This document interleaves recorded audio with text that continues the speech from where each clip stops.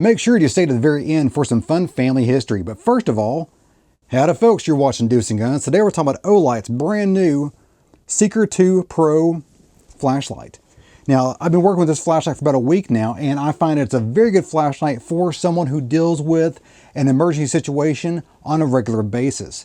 Say an EMT, a volunteer firefighter, something of that nature. We'll get into the details later on. First, what's in the box? Well, of course, the flashlight's in the box. You also get the excellent 21700 battery, which we'll talk about that in detail later on. You also get I've got some of it out already, but the box opening experience is pretty nice. You open up the box here, it's hinged, it's got some magnets on there, it's got a little cover there. You open her up.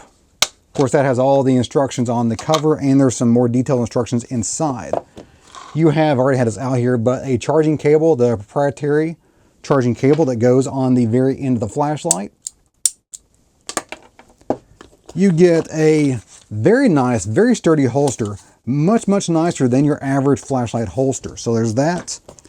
You also get an L bracket. Actually, it goes like that. I guess you could put it like this as well, but the L bracket stores your flashlight right there. You can mount this on the wall, which I will do here shortly, and sits right there. Also, the contacts go right through the thing, and you can charge it. You can charge it through the bracket. And charging from the mount is something I've been waiting for from Olight for a very long time. The reason I was eager to test out the Seeker 2 Pro is because it is the very first flashlight I've had an opportunity to test out that uses the Tesla-derived 21700 battery. Now, this was derived by Tesla to be used in the Model 3, the new Model 3 Tesla, and also the next generation Powerwalls. So this is supposed to be, at this point in time, 2019, spring of 2019, the highest density in the smallest, lightest package battery option out there. The 21 on the 21700 stands for the 21 millimeter diameter. The next two digits, 70, that's the length in millimeters of the battery. And I have no idea what that last zero is there for, but it does keep it in the same kind of nomenclature of a 5-digit number, along with the other batteries like 18650 and whatnot. So initial impressions of this flashlight. Does it feel good? Does it operate well? Yes. Yes, it is 7 ounces, which means it is not overly heavy, nor does it feel like it's a cheap piece of plastic. It feels like a quality tool. On the sides of the handle there, the sides of the battery tube, are some molded in rubber grips there, which is nice. I've kind of picked at them a little bit, and I could not get it to budge, so they are glued on or molded in really well. I can't really, let's see, I don't think they're molded through.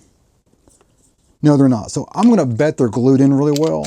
I have no idea what kind of glue you'd use, but I picked at it for quite some time, and it's been underwater for many hours in one of my tests, and came out with flying colors with no issues with the rubber grip. So would it react to some sort of chemical intrusion? Maybe, but so far it's doing pretty well. It uses Olight's patented quick charge technology there. There are no battery charge ports or anything of that nature. It's just the tail cap, the magnetic tail cap, which charges automatically.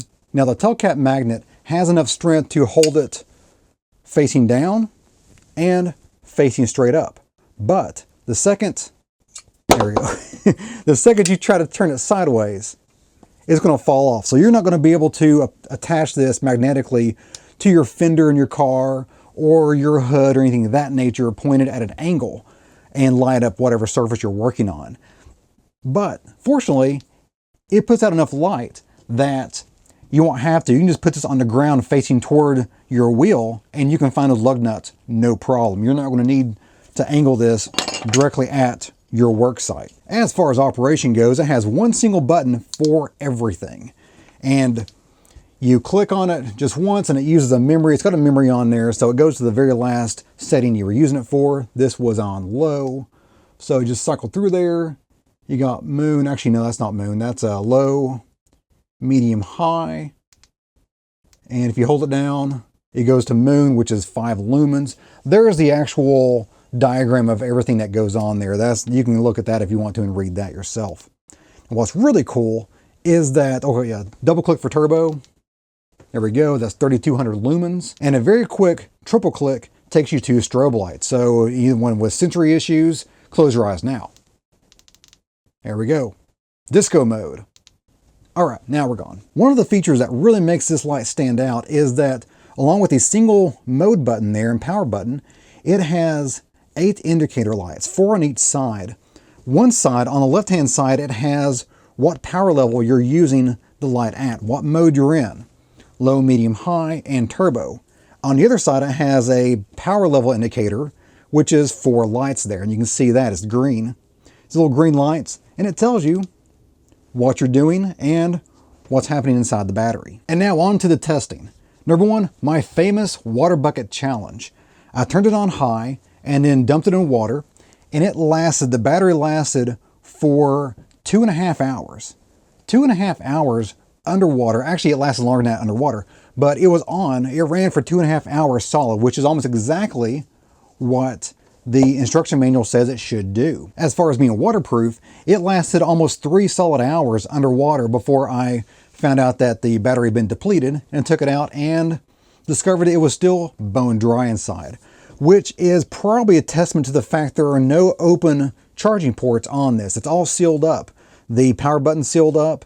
There's no open charging port for that, of course. It's just magnetic going through the sealed tail cap. Once that big 21700 battery was completely drained, it took right at 6 hours to completely charge it using the proprietary cable plugged into a very good charger, very good phone charger from Samsung. Now remember I mentioned that this thing goes to 3200 lumens, 3200 lumens on turbo mode.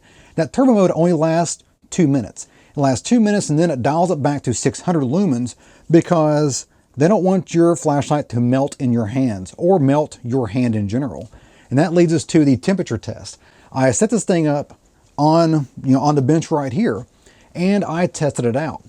Started out at 75 degrees. The bunker was 75 degrees Fahrenheit. That is 24 degrees C for you guys overseas.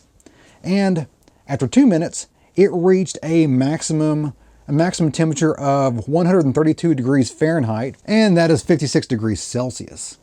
Now, after 2 minutes, it dialed it back, just like the instructions say, it dialed it back from 3200 lumens to 600 lumens, and then the temperature overall settled out at 122 degrees Fahrenheit, which is 50 degrees C. That's probably not an accident that it settles out at the very nice round number of 50 C. A few nights ago, I went out to the farm at night and I tested it out in the real world. Also brought the drone along. Now, one of the problems with trying to show what a flashlight can do on camera is the fact that cameras don't show what the naked eye sees. It is very, very difficult to kind of emulate what you guys can see through the camera that I see with my eyes. So I'll have to kind of describe this a little bit there. While on turbo, you can barely make out that third power pole. You have the one really close up, then the one in the middle, that's about 100 yards away, and the one further out, that's right at 220 yards away, which is a tad bit shorter than what the instruction booklet says, the 250 meter range, but it is very, very usable at that range, at that 220 yard range. Here are those drone shots I was talking about, where I shine a light at my truck and down the field and down the tree line so you can see the general throw and flood characteristics. Here's my honest take on this light, both the good and bad, because every product has its positives and negatives. They always do. So first of all, the light is very, very sturdy, very sealed. From what I can tell, it's a single piece. Let me get my pointer out. There we go. It's a single tube of aluminum there with a tail cap and a lens cap. So that means it's going to be super sturdy. It's going to be super protected from the elements, which is awesome. What is sturdy? I mean, there goes a turbo. I'm going to drop it. It didn't even turn off. Didn't even turn off. The thing has taken several hits on concrete on the ground here in grass. I have not driven over it with a deuce and a half or anything because it does have a bell on the end there, and nothing is truly designed to be run over by a deuce and a half. Sometimes you can get away with it, but anytime there's a bell on there, it would bend this because it is aluminum, it's not magic. The light output and the battery longevity is fantastic. It is pretty much almost second to none. I can't think of the top of my head anything that's better than this right now, but in this small of a package.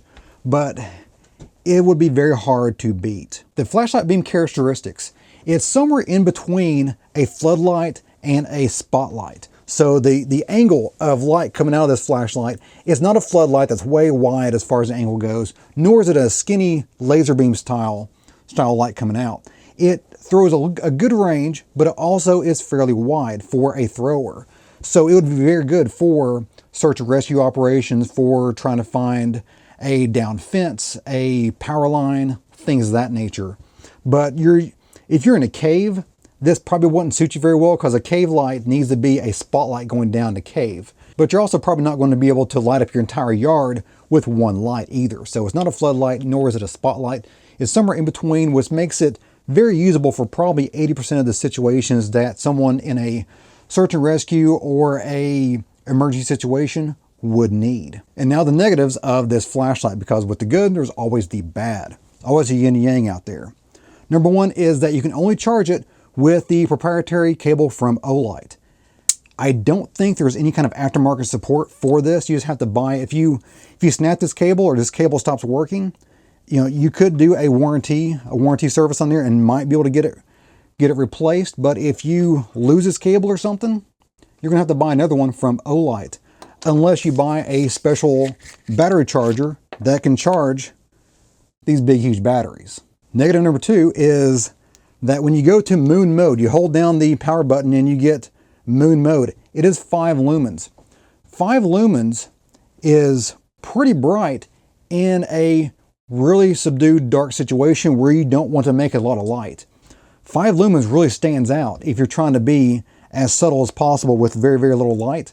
A lot of moonlight type flashlight modes go down to half a lumen, 0.5 lumens. This is 5 full lumens. Already mentioned also a negative is that the magnetic tail cap doesn't hold it on any kind of angle, but straight up or straight down. Now I mentioned a lot of really good positives, and the negatives I did mention are kind of nitpicky. I admit that. The reason is the major negative on it is its price. The thing goes for over $100. This is over $100 flashlight. That's pretty expensive. You get a lot for your money, but you also have to spend a lot of money to get what you get. You get what you pay for, and this is it's a $100 flashlight, and you're paying $100 for it. Simple as that. So who is the intended market for the Olight Seeker 2 Pro flashlight? It's someone who deals with emergencies, but has a budget to deal with too. So I would say like volunteer firefighters, volunteer emergency personnel who don't have NASA grade budgets. Let's see, people who operate a ranch or a farm. You need to go out and find cattle. You need to go out and take down a tree or clean up a tree from a road or from an access road or something. I'm just down on a farm, enjoying a little Jack Daniels, waiting for the sun to go down so I can test out this big, huge, fancy bright light from Olight, the Seeker 2 Pro, which this is the end of this video, so you should be very familiar with this light by now. Now it's getting darker, but you can't tell it on camera really. The camera really picks up the light very well. A little bit of family history here. About 400 yards my 6 o'clock, where the way I'm sitting on the farm, used to be where my grandfather's moonshine still was located. His moonshine still. Now, before my grandfather passed, he assured me that the moonshine that he produced was, number one, only for medicinal purposes. It was never consumed for entertainment or fun. It was only for medicinal purposes. And he never sold a drop of it. He always gave it away. That's what the man said. I don't know. Well, guys, if you want to stay on the Deuce and Guns channel, go ahead and click on one of these 2 videos right here. And if you have any comments, questions, or show what it is, leave that in the comment box with the video. As always, you guys have a great day. See ya. Man, check out how bright that is already. And it's still fairly light outside. Crazy.